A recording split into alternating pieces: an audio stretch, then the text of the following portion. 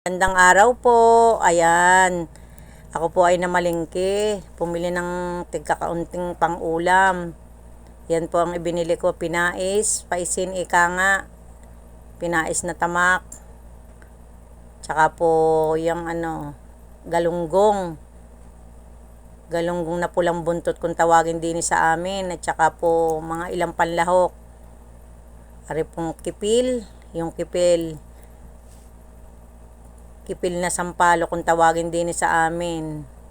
At ilang panlahok, pipino, sibuyas, kamatis, at saka po kalamansi. Yan. Akin pong binili.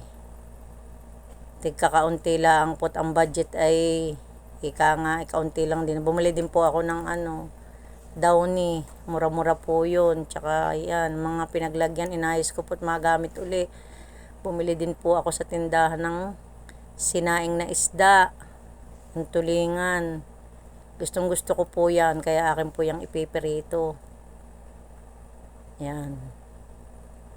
Binili ko din sa tindahan, nadaanan ko po din sa amin. Yan, maghuhugas na po ako ng isda. Bali, pinunasan ko muna po aring lamesang pinaglagyan ng mga pinamili ko. At nang malinis ng tingnam. Yan, ako po yung nagpunas-punas ng mga lababo, mga patungan ng gasol, yan po, bago ko hinugasan ng isda. Ayan, akin pong hinugasan muna. At malansa, kailangan po yung malinis na malinis ang paghuhugas ng isda at ng ikangay hindi makati pag kinain. Yan po, yung aking ginagawang ayan. Tinitigis ko po at nang walang katubig-tubig. Hugas na hugas, ika nga. Yan po.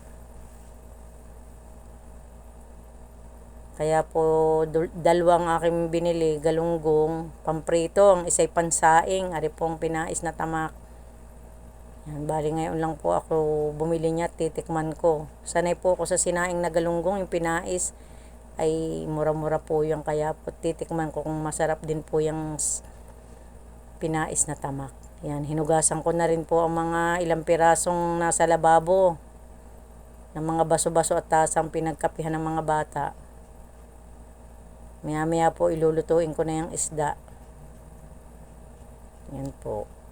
Yan, nahugasan ko na po ang mga baso.